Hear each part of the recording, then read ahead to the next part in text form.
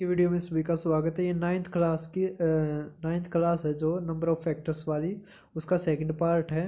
तो इसमें हम ये पूरा जो क्लास है ये जो फैक्टर्स वाली इसको पूरा कर देंगे। तो अगर आपने और भी चैप्टर करने हो तो जैसे आपको एलसीएम एचसीएफ करना हो या सर्ट्स एंड इंडिसेस करनी हो, सिंप्लीफिकेशन करना हो, नंबर सिस्टम का ये चल ही रहा है तो लगभग आज में ये कंप्लीट हो जाएगा। तो आप नंबर सिस्टम भी कर सकते हो। इसके बाद हम पढ़ेंगे परसेंटेज, तो आप परसेंटेज भी पढ़ लेना। तो जो मैंने ये लगा रखा है, अगर आपको ये पीडीएफ चाहिए तो मैं टेलीग्राम ग्रुप की और एक फ़ोटो डाल दे रहा हूँ, वहाँ से आप नाम देख के कर लेना। तो अब हम अपना शुरू करते हैं थोड़ी एनर्जी के साथ। वो तो मेरे में कमी है एनर्जी की था, और बैठ कर पढ़ाते आना तो और ज़्यादा। अगर बोर्ड पे होता है मज़ा आ जाए पढ़ाने में, लेकिन कुछ नहीं है। अब देखो बहुत इम्पोर्टेंट कॉन्सेप्ट है। कॉन्सेप्ट क्या है उससे पहले समझो। 72 है, जैसे 72 के फैक्टर क्या है? 1 2 3 4 6 8 9 12 18 सब 24 36 72 कितने हैं ये टोटल? 12 फैक्टर है। कितने हैं? 12। तो जब भी इवन फैक्टर होंगे ना, क्या होंगे? इवन फैक्टर, तो वो परफेक्ट स्केयर नहीं होगा। क्या? जब भी इवन फैक्टर होंगे तो वो परफेक्ट स्केयर नहीं होगा। जिस संख्या के भी इवन फैक्टर हैं वे परफेक्ट स्केयर हैं ही नहीं। सभी को समझ में आ रहा है? तो उनका पेपर में क्या है इम्पोर्टेंट है, प्रोडक्ट पूछ रहे थे फैक्टरों का। क्या पूछ रहे थे? फैक्टर्स का प्रोडक्ट। तो कैसे निकालेंगे? तो 72 गुणा में 72 गुणा में 72 कितनी बार आएगा हमें नहीं पता। सभी को समझ में आ रहा है? तो जितना फैक्टर है ना, जितने फैक्टर हैं तो फैक्टर को 2 से भाग दे दो बस। जो संख्या है, संख्या के टोटल नंबर ऑफ फैक्टर्स को, जैसे 12 है, 2 से भाग दे दो तो ये क्या आ जाएगा? Product of factors. अब ये कैसे बना हुआ है वो समझो। अब इसमें फैक्टर क्या है? 1 है, 2 है, 3 है। तो समझो, तो प्रोडक्ट ऑफ फैक्टर्स निकालने हैं। मतलब 1 गुणा 72 है ना, तो 72 कितनी बार आ गया? 1। अब 36 दूनी 72, तो 72 कितनी बार आ गया? 2। 24 थी 72, तो 72 कितनी बार आ गया? 3। यहाँ पे 4, यहाँ पे 5, यहाँ पे 6। तो कितनी बार आया? 72 6 बार आया। और वही मैंने फार्मूला बताया है क्या, जब इवन फैक्टर्स हो तो आप क्या करो, बस n ऊपर टोटल नंबर ऑफ फैक्टर्स बटे में 2। तो इससे क्या आ जाएगा? हमारा प्रोडक्ट ऑफ फैक्टर्स। सभी को समझ में आ रहा है? पेपर में इतना टाइम नहीं है, आप पहले फैक्टर्स लिखो, उसके बाद फिर गुणा करो और फिर देखो कितनी है। नहीं, ऐसा कोई नहीं है। बस आपने फिर जो प्राइम फैक्टराइजेशन से टोटल नंबर ऑफ फैक्टर्स निकालने हैं और उसको 2 से भाग देना है। सभी को समझ में आ गया? अब n के फैक्टर्स का प्रोडक्ट का फार्मूला बता दिया, n power total number of factors बटे में 2। सभी को समझ में आ गया होगा। लेकिन अगर 100 है, जैसे 100 क्या मतलब फैक्टर निकाले, 1 2 4 5 10 20 25 50 100। इसका है 9। 9 क्या होता है? 9 होता है ओड फैक्टर। तो जितने भी परफेक्ट स्केयर नंबर्स हैं तो उसके जो फैक्टर्स की संख्या होती है वो हमेशा ओड आती है। क्या आती है? हमेशा ओड। सभी को समझ में आ रहा है? तो भाई कल मैं 4 घंटे सोया था। 4, हाँ लगभग 4 साढ़े 4 घंटे हुए होंगे। तो इस कारण नींद ज़्यादा आ रही है, लेकिन कुछ नहीं है भाई, है ना? सोना तो जिंदगी बड़ी है। क्यों? मोटिवेशनल स्पीकर बन जाऊँ? अब देखो, तो पता लग गया ना कि जो परफेक्ट स्केयर होता है उसके फैक्टर्स हमेशा ओड आते हैं। अब जो उसके फैक्टर्स के बीच में होता है ना, वो रूट एन होता है। क्या होता है? Root n. जैसे 4 यहाँ से हट गए, 4 यहाँ से हट गए, तो बीच का जो ये नंबर है जैसे 10 है, तो ये क्या है? रूट एन है। क्या है, रूट एन, मतलब 100 का रूट है, 100 का रूट। सभी को समझ आ रहा है। तो इसका कैसे निकालेंगे, तो इसका भी आसान है। Number, total number of factors upon 2। इसके कितने फैक्टर्स थे, 9 थे, तो 9/2, 9/2। सभी को समझ में आ गया होगा। अगर आपने करना है तो वो आप ऐसे भी कर सकते हो जैसे पिछले में करा था, 100 गुणा में 1, 50 गुणा में 2, 25 गुणा में 4, 25 पंजे और 10।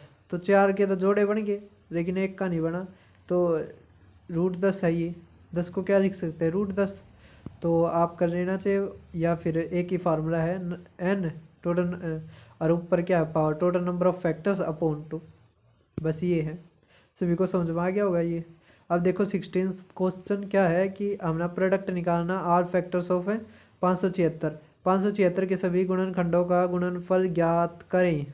तो 576 का क्या होता है, 576 क्या होता है, 24 का स्केयर, 24 मतलब 6 चौक 24। इस तरह कर लो तो 2 की पावर 6 और 3 की पावर 2, 2 की पावर 6, 3 की पावर 2, 2 की पावर 6, 3 की पावर 2। जब हमने करा तो 7 या 21, तो हमें पता था ये तो क्या, कि जो 576 है, 576 है, ये एक परफेक्ट स्केयर है। तो इसका जो फैक्टर आएगा वो हमेशा ओड आएगा। क्या आएगा, हमेशा ओड। तो 576 की पावर 21/2 है, लेकिन इसने एक गेम खेल रखी है। क्या, ये जो 2 है ना, क्या ये 2, जैसे 576 की पावर 1/2 की होल पावर 21 है। तो 576 किसका रूट है, 24 का, तो 24 की पावर 21 आ गई। सभी को समझ आया। तो क्वेश्चन इस तरह, मतलब सॉल्यूशन है, आंसर है वो इस तरह बना रखा है। सभी को आ गया होगा समझ में, कर भी दोगे अब इस क्वेश्चन को। अब आगे देखो 18वां अच्छा क्वेश्चन है कि अगर यदि 1 से √n के बीच में 14 गुणनखंड है तो n के गुणनखंडों की कुल संख्या ज्ञात कीजिए। तो क्या कह रखा है, 1 और √n, तो मतलब एक तरह से ये परफेक्ट स्केयर होगा। क्या होगा, परफेक्ट स्केयर। कैसे, क्योंकि √n तो जब भी आता है, सभी को समझ में आ रहा है। तो √n है, n क्या एक संख्या है और उसका √n दे रखा है, तो इसका मतलब परफेक्ट स्केयर है रूट, जो ये n है। तो √n और 1 के बीच में 14 है, तो इसके अगले के बीच में भी तो 14 होंगे ना। जैसे यहाँ पे बताया था 100 वाले में, तो जैसे कितना वो, 1 मिनट रुकना, हाँ ये रहा। तो जैसे मैं कहने लग जाऊँ 1 और 10 के, मतलब √100 के बीच में, √100 के बीच में 3 संख्याएं हैं। तो आप बताओ √n से n के बीच में कितनी होगी, तो 3 ना तो होंगी, है ना। ये केवल जब है जब परफेक्ट स्केयर हो, जब परफेक्ट स्केयर हो तभी तो √n आएगा ना बीच में, वैसे तो नहीं आएगा। तो अब यहाँ पे भी 14 है, यहाँ पे भी 14 है। कह रखे टोटल गुणनखंड 14, 14, 28, एक भी होगा 29, 30, और वो खुद संख्या भी तो होगी 31। तो कितने हो गए, 31 कुल संख्या में गुणनखंड हो गए। अब 70वां क्वेश्चन देखो, 2019 के CGL प्री में आया था क्या, कि जब 200 को जब 200 डिविजिबल हो एक पॉजिटिव इंटीजर x से, तो रिमाइंडर आता हमारा 8, तो कितनी वैल्यू होंगी। तो बताओ भाई कितनी वैल्यू होंगी।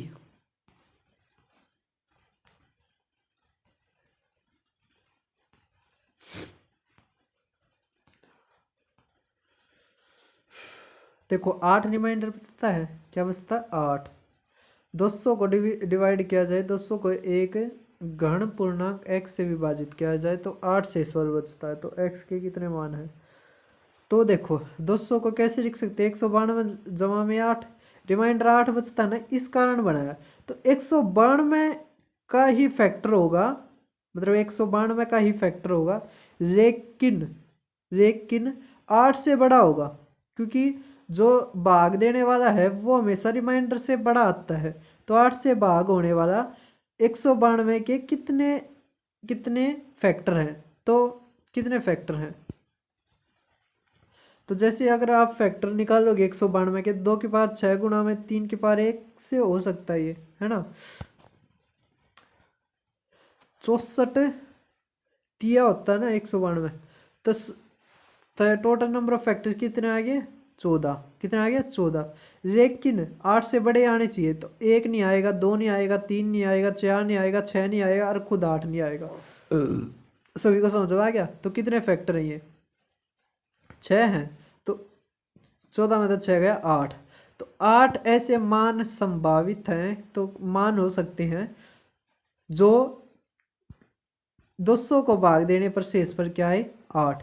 ये है ना क्वेश्चन 2019 के सीजीएल परी में आया था, और ये बहुत सारे पेपरों में रिपीट हुआ और इसी तरह हुआ था। सभी को समझ में आ रहा है। इसको करने का बेस्ट तरीका यही है कि जितना आपने रिमाइंडर दे रखा है उतना घटा कर जो संख्या है उसके पहले तो टोटल नंबर ऑफ फैक्टर्स निकाल लो, फिर जो रिमाइंडर तो छोटे हैं ना उनको घटा दो, बस आपका आंसर आ जाएगा। सभी को समझ में आ रहा है। तो अब देखो मैंने एक ही क्वेश्चन लिया है क्योंकि ये उस टाइम पे बहुत ज़्यादा रिपीटेशन में था, अब आगे भी हो सकता है। अब आपने लार्जेस्ट प्राइम नंबर फैक्टर बताना है, लार्जेस्ट प्राइम फैक्टर बताना है एन का। तो 3 की पावर 14 जमा में 3 की पावर 12 माइनस 12, गलत नहीं बोल रही मैं। 3 की पावर 14 जमा में 3 की पावर 13 माइनस में 12 है। तो कैसे सोल्व करेंगे। तो एन बराबर आ गया 3 की पावर 14 जमा में 3 की पावर 12 माइनस 12। अब 3 की पावर जब 13 हम वो लेंगे कॉमन लेंगे तो यहाँ से 3 की पावर 1 बच जाएगा। 3 की पावर 1 जमा में 1 तो 4 आ गया माइनस 12। अब 4 जब मतलब 12 कॉमन लेंगे तो यहाँ पे 3 की पावर 12 बच जाएगी, क्योंकि एक 3 4 के साथ मिल जाएगी ना 12 बनाने के लिए, माइनस 1। अब देखो 12 है, 12 तब ना कोई मतलब नहीं, क्योंकि 12 हो गया इवन, इवन नहीं कंपोजिट नंबर हो गया, हमें प्राइम से है तो हम अभी इसके ऊपर आश्रित है। अब 3 की पावर 12 माइनस 1 तो कुछ फार्मूला नहीं बनेगा इसका, तो हम ए का स्क्वायर माइनस बी का स्क्वायर में तोड़ के देखते हैं। पता नहीं भाई ज़्यादा नींद आ रही है। तो अब देखो 3 की पावर 12 को आप क्या लिख सकते हो, 3 की पावर 6 की पावर 2 है ना, इस तरह लिख सकते हो ना आप।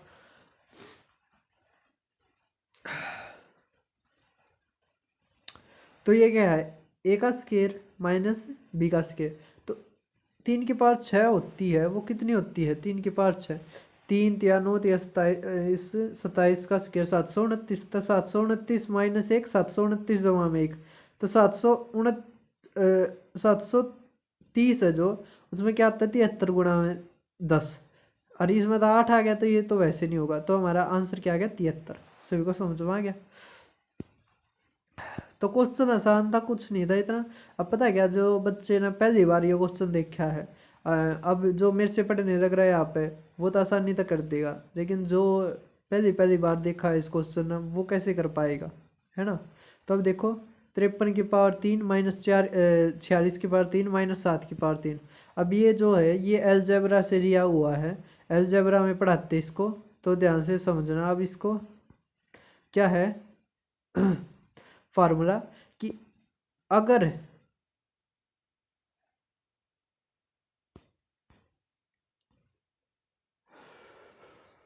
चलो जो इससे रिलेटेड है ना केवल वही बता दूं मैं। कॉन्सेप्ट ये है, अगर ए जमा में बी जमा में सी 0 के बराबर है तो ए का क्यूब जमा में बी का क्यूब जमा में सी का क्यूब किसके बराबर होगा 3ab के। किसके बराबर होगा 3ab के। अगर ए जमा में बी जमा में सी मतलब इन तीनों का जोड़ 0 आ जाए तो अब देखो यहाँ पे 0 ही आएगा। क्यों 46 और 7 53 होता है ना। 46 और 7 53, 53 माइनस 53 कितना आएगा 0। तो इसका मतलब अब ये किसके बराबर आएगा 3 गुणा में 53 गुणा में 46 गुणा में 7। अब 46 कैसे बनता है 23 दूनी, ये 7 या 21 है ना, 2 भी आ गया। तो इसमें कौन सा आ गया हमारा ऑप्शन बी और सी, क्योंकि 2 भी आ गया 21 भी आ गया और 23 भी आ गया, है ना। तो क्वेश्चन आपको समझ में आ गया होगा, कॉन्सेप्ट भी आ गया होगा। इसी तरह ये है टोटल नंबर ऑफ फैक्टर्स बताने हैं। इसमें भी जो 40 और 33 का कितना होता है जोड़ 73, 73 माइनस 73 0, तो 3 गुणा में 73 गुणा में 40 गुणा में 33। अब जब हम करेंगे 3 की पावर 2, 11 की पावर 1, 2 की पावर 3 गुणा में 5 की पावर 1 और 73 की पावर 1। अब इसके फैक्टर्स कितने हैं? टोटल नंबर ऑफ निकालने, 2 में 1 जोड़ेंगे 3, 1 में 1 जोड़ेंगे 2, 3 में 1 जोड़ेंगे 4, 1 में 1 जोड़ेंगे 2, 1 में 1 जोड़ेंगे 2, तो कितना आ गया हमारे 96। तो हमारे कितने फैक्टर्स आ गए टोटल? 96। सभी को समझ में आ गया? अब स्केयर होता है किसी भी प्राइम नंबर का, तो एग्जैक्टली उसके कितने आते हैं? 3 फैक्टर्स आते हैं। मतलब अगर हम किसी भी प्राइम नंबर का स्केयर कर दें तो कितने आते हैं फैक्टर? केवल 3 आते हैं। जैसे 5 का स्केयर करा 25, तो 25 के क्या है? 1 5 25। 11 का करेंगे तो क्या आएगा? 1 11 और 121। अगर मान लिया 13 का करें तो 169 आएगा। अब 169 का क्या है? 1 है, 13 है, 169 है। सभी को समझ आ रहा है? तो जो प्राइम भी हो, प्राइम नंबर्स है ना, उनका स्केयर करते हैं तो केवल कितने फैक्टर्स आते हैं? 3। सभी को समझ में आ गया होगा?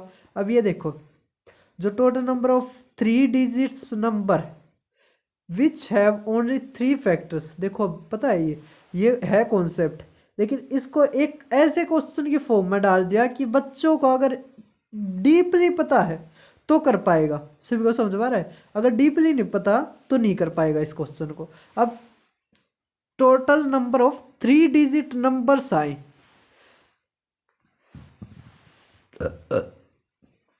3 अंकीय संख्याओं की कुल संख्या क्या होगी जिनके केवल 3 गुणनखंड आए? तो मतलब वे स्केयर होने के बाद आते हैं। तो 10 का स्केयर कितना होता है? लेकिन 10 तो प्राइम होता नहीं। 7 का 49 होता है, तो 3 तो होते नहीं। हमें 11 से शुरू करना पड़ेगा। 11 का 121, 13, 17 का भी कितना होता है? 289, और 19 361, 23 का 529, और 31 का आखिरी है 961। इससे आगे जो होता जाएगा तो 4 डिजिट के आते चले जाएंगे। सभी को समझ आ रहा है? तो कितने हैं? 2 2 4 2 6 और 1 7। तो ऐसी कितनी संख्या है? 7। सभी को समझ में आ गया होगा? अब 23 में देखो, लास्ट क्वेश्चन है, इसके बाद ये कंप्लीट। और ये आया था CGL 2020 के मेंस में। गजब क्वेश्चन है, ध्यान से समझना। क्वेश्चन मतलब बड़ा ऐसा रखा है कि है ना, बच्चा देखे या तो जब भी घबराया जाएगा, समझ में ही नहीं आएगा, उसका दिमाग का नहीं चल जाए।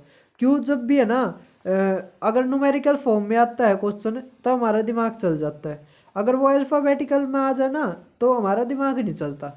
तो और पेपर में ज़्यादा यही होने लगा अब, कि जो है ना अल्फाबेटिकल अल्फ़ाबेट्स के रूप में ज़्यादा क्वेश्चन आने लग गए।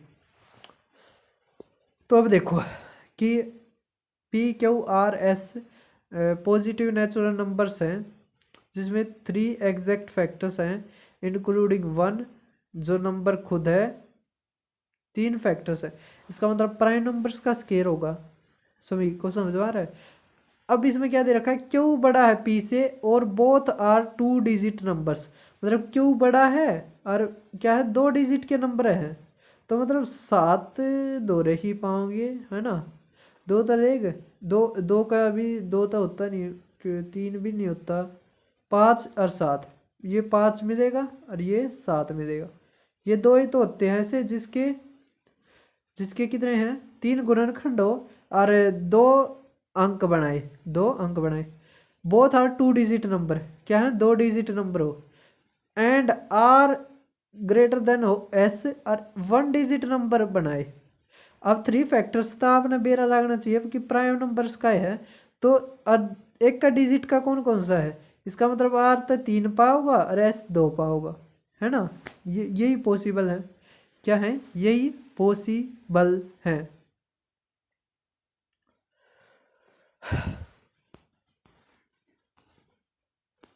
सभी को समझ आ रहे हैं? तो प्राइम नंबरों का था, तो इसका मतलब क्यों क्या मिलेगा? 49, और P क्या? 25, है ना? और R क्या? 9 मिलेगा, S क्या? 4 मिलेगा। सभी को समझ पा रहे? हमने निकालना है, क्या निकालना हमें? P minus Q. तो P माइनस क्यू, तो और -1 बटे में r-s।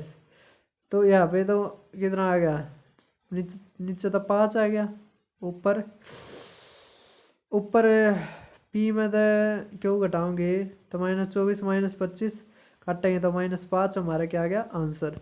तो CGL 2020 में आया था। इसके ऊपर ये 2 क्वेश्चन है, इस में ये कॉन्सेप्ट है कि जो जो स्केयर होता है प्राइम नंबर्स का, उसके एग्जैक्टली 3 होते हैं। जैसे 25 हो गया, 121 हो गया, 169 हो गया, 289 हो गया। तो जो नंबर कह रखे ना वे नंबर ये हैं, सभी को समझवा रहे हैं। तो इसी तरह इसमें था कि जो आर अगर बड़ा है और 2 डिजिट का है तो 49 ये होगा, 25 ये होगा।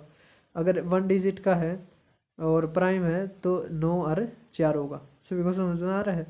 तो मतलब गजब क्वेश्चन था ये, जिसने आउट ऑफ माइंड होगा कभी गया है ना, मतलब जो जिसने पूरा सही कर रखा है कॉन्सेप्ट और बढ़िया प्रैक्टिस कर रखी है, वो ये कर सका था। और पहली बार आया था ये लगभग क्वेश्चन, है ना। तो आप ये भी यहाँ से कर सकते हैं। तो आज की वीडियो में बस इतना ही, फिर मिलते हैं किसी अगली वीडियो में।